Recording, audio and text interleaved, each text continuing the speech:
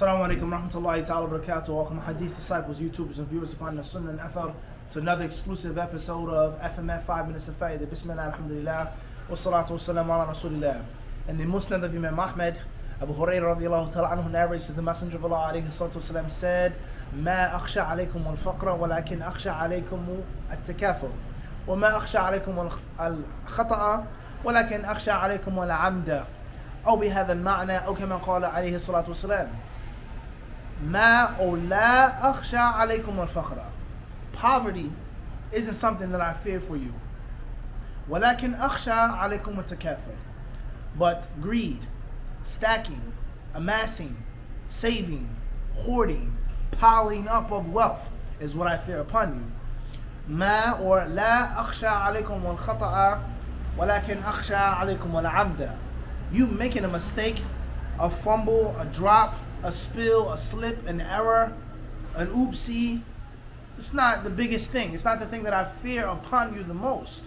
وَلَكِنْ أَخْشَى عَلَيْكُمْ الْعَمْدَ. But you intentionally doing wrong. Intentionally going against the rules, breaking the law, going outside of the Sharia, disobeying the law intentionally, that's the thing that I fear upon you the most. Let's look how beautiful these prophetic words are. Poverty isn't something that the Muslims should be afraid of and scared of. How many Muslims are there?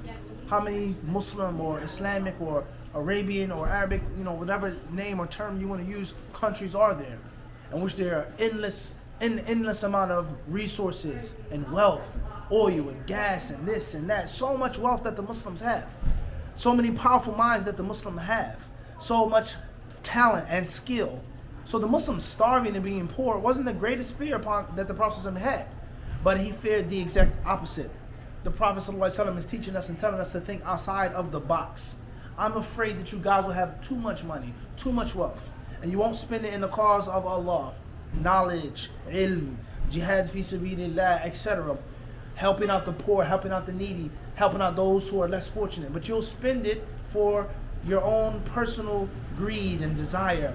And you'll have so much in your bank accounts, in your estates, and your shoe boxes, behind the painting, the safe, etc., in the freezer, wherever you hide or stash your money, in which people are needy. I can't help out, but I have my own money. Takathur. So just think about what happened today, how much takathur is among the Muslims. And then thinking about the Muslim making a mistake. A person doesn't want to get married because they're afraid of making a mistake. You don't want to seek knowledge because you're afraid of making a mistake. You don't want to give da'wah or give a class or a lecture or khutbah because you're afraid that you'll make a mistake. That's not the biggest issue. The biggest issue is you intentionally doing wrong. You intentionally not preparing, not getting ready, not being ready, etc. So the Prophet ﷺ in this hadith, he shows us and he teaches us to think outside of the box and not to look at the good and what we want to do, but look at the bad and look at what will happen when things don't go as planned. We're planning our strategy. But what happens if the enemy knows that we're coming? What happens if they do? What happens if our position is given up? No plan survives contact with the enemy. So people being poor, everything going badly versus things going well, but then the natural greed and the human nature takes control. That's the biggest and greatest danger. And a human being is going to make a mistake.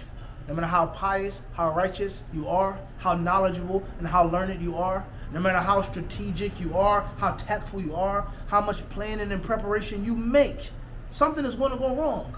But when you intentionally do the wrong thing, then that's a different story and that's no excuse. And the other authentic hadith, in which the Messenger of Allah alayhi salatu wasalam, in Bukhari and Muslim and other sources, he mentioned that I'm afraid that the dunya will come to you. I'm afraid that you will compete in the worldly life as the Romans did, as the Persians did, as the Byzantines did, as the previous nations and generations did. فَتُهْلِكُكُمْ كَمَا أَهْلَكَتْهُمْ. And it will render it will be your undoing. It will destroy you, it will ruin you, just like those other previous nations were ruined and destroyed. And that's because there will now be corruption. No one will love each other. No one will trust each other. No one will rely on each other.